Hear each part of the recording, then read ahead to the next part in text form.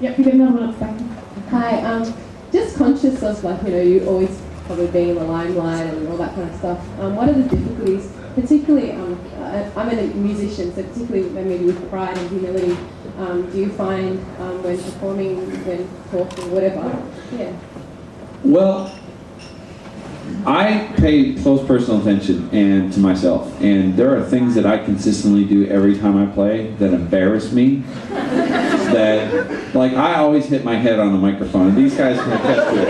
I'll hit my head on my mouth like unconsciously, just sort of like wonk in the middle of a song or something, at least once a night. And I've done a lot of really stupid things. I recently fell off a drum kit in Toronto. We have the video. It'll be out at some point. So I guess that's one thing. The second thing, like, I look in the mirror. I mean, I have gray hair. I'm like 34. It's just weird.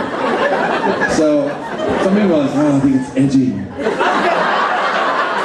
No, I wish it was brown.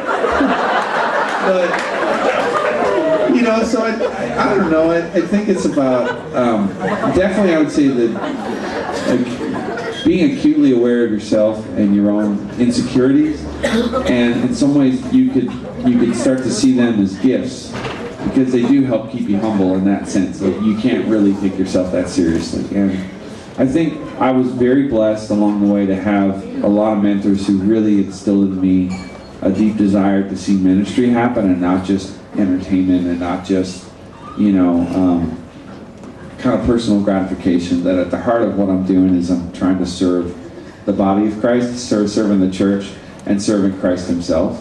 And so how could I do that and have my own ego be served at the same time? It just doesn't, they don't work together.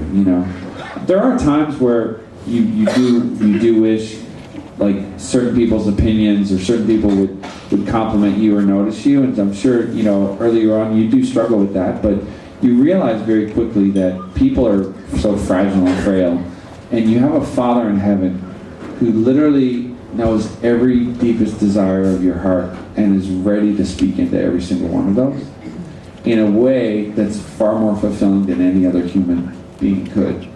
So for me at this point in my life, the affirmation that comes from God, who's Father, is far more significant, and it's the only thing that I really put any weight into now at this point.